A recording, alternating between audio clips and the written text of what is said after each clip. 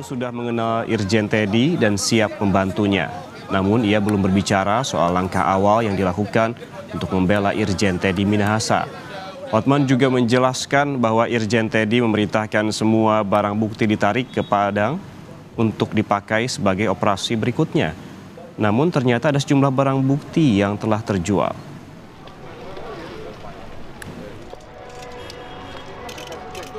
September, Kapolresnya itu Dodi mengakui bahwa ada perintah dari Pak Teddy agar semua barang bukti ditarik yang semula direncanakan untuk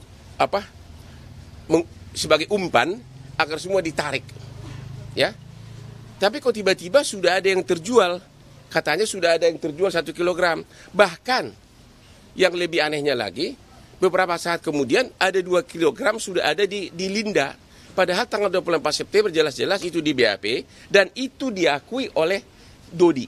Bahwa memang tanggal 28 September Kapolresnya itu Dodi kan, Teddy Minahasa memerintahkan agar itu barang bukti ditarik semua.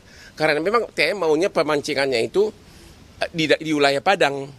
Tapi kok ke bawah ke wilayah luar Padang. Itu kira-kira intinya.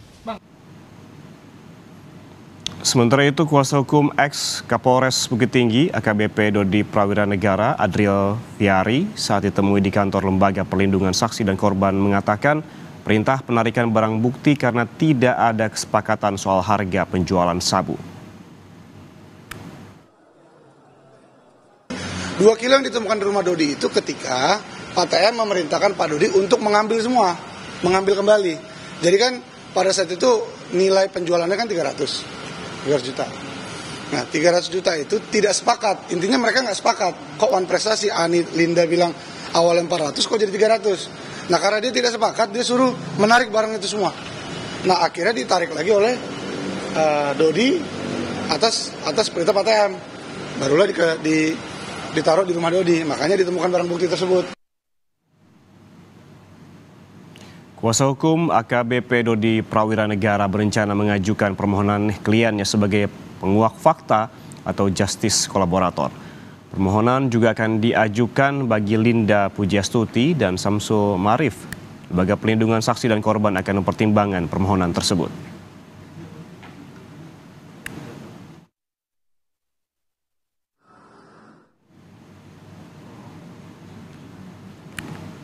Melalui kuasa hukumnya, Teddy Minahasa sudah membantah bahwa dirinya menjual barang bukti narkoba dan menerima keuntungan. Teddy hanya berniat menjebak Linda Pujiastuti, yakni pembeli yang juga telah diamankan sebagai tersangka. Meski demikian, skenario menjebak Linda versi Teddy Minahasa ditampik oleh kuasa hukum Linda dan AKBP Dodi Prawira Negara.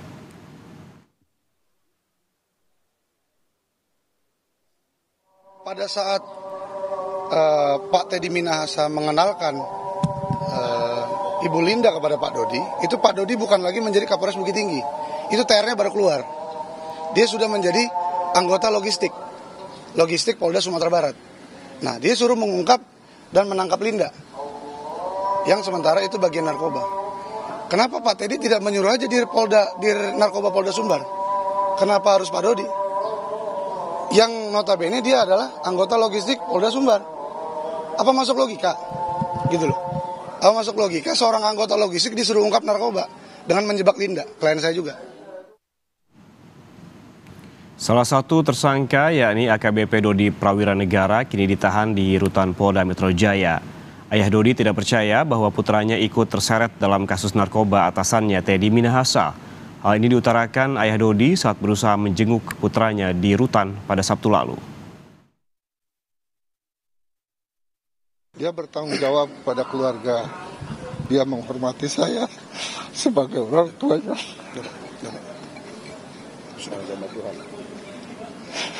Dan agamanya juga kuat ya. Karena kuat didikan ibunya. Saya bilang dia tidak seperti itu waktu dia menangani kasus besar. Motor besar mungkin tahu ya. Waktu dia menangani kasus besar di Bukit Tinggi, dia mau dikasih uang 10 miliar, ditolak sama dia. Dan saya yakin kalau dia itu tidak dari hatinya untuk melakukan ini. Saya yakin dia dapat tekanan dari pimpinannya. Sementara itu, Irjen Teddy Minahasa mulai Senin malam ditahan di Rutan Polda Metro setelah sebelumnya masuk ke tempat khusus atau Patsus.